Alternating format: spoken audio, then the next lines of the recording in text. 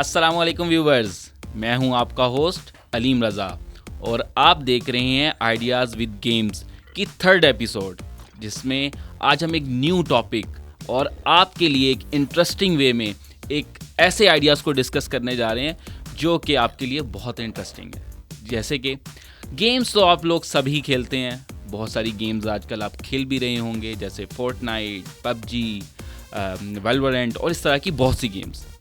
जी हाँ, तो इन सारी गेम्स में मैकेनिक्स का बहुत अहम दखल होता है और इस मैकेनिक्स के अंदर इसको तरतीब देने का तरीका, इसको अप्लाई करने का तरीका, ये कौन डिसाइड करता है?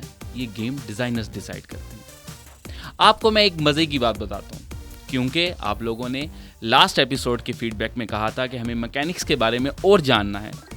तो आज मैं आपके सामने जो एपिसोड लेकर आया हूँ वो मैकेनिक्स के हवाले से ही है। जैसे कि मैंने इस तरह की जो गेम्स आपके सामने रखी हैं, इस तरह की बहुत सी गेम्स हैं जिसके अंदर मैकेनिक्स का बहुत अहम अमल दखल होता है। यानी कि अगर मैं आपसे बहुत इम्पोर्टेंट गेम या बहुत इंटरेस्टिंग गेम जो पहले से हम खेलते आ रहे हैं, जैसे कि GTA वाइस सिटी, अब इसके भी कुछ मैकेनिक्स होंगे।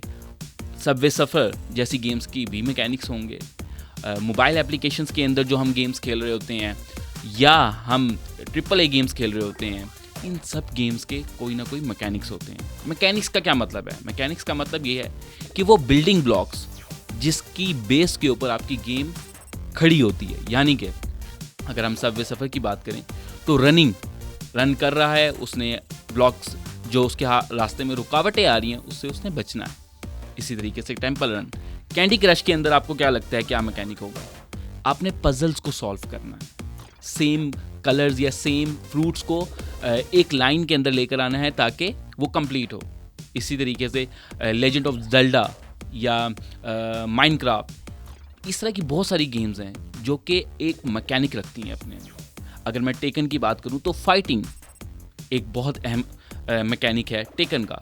अच्छा, एक चीज़ का ख्याल रखिएगा कि जब हम मैकेनिक्स की बात करते हैं तो मैकेनिक्स का मतलब ये नहीं है कि एक चीज़ जो बस वही, जैसे फाइटिंग है तो फाइट ही हो रही है, नहीं। ये बेसिक कोर मैकेनिक ज़रूर हो सकता है, लेकिन इसके साथ बहुत सारे दूसरे मैकेनिक्स हो सकते हैं।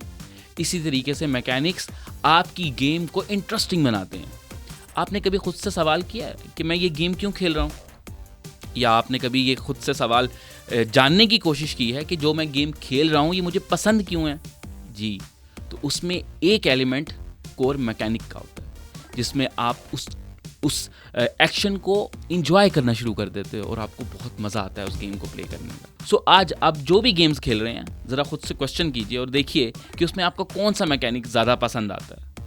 जैसे फोर्जा होराइजन में आपको कार चलाना बहुत पसंद है, या फोर्टनाइट में आपको अपने जो कोलीग हैं उनके साथ प्ले करना बहुत पसंद है, या रेजिडेंट इवल में आपको घोस्ट के साथ हाइड एंड सीक करना बहुत पसंद है। तो आप खुद से सवाल करें और देखें कि आपको कोई गेम क्यों और किस लिए पसंद है, और ये मैकेनिक ही है जो आपको गेम के साथ जोड़ के रखता है। मैं आपको एक सवाल देता हूँ। फॉर एग्जांपल, एक गेम है डोटा। आपने रिसर्च करनी है और आपने मुझे आके बताना है कि डोटा का गेम मैकेनिक क्या है।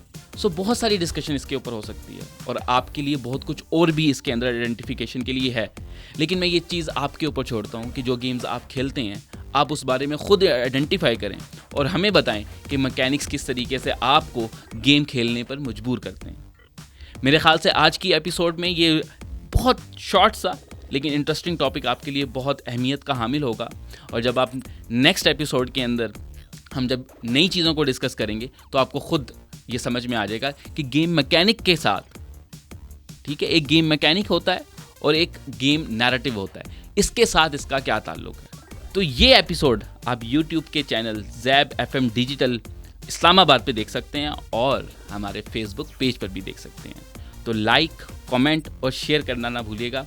मुझे दीजिए इजाज़त। अल्लाह हाफिज़।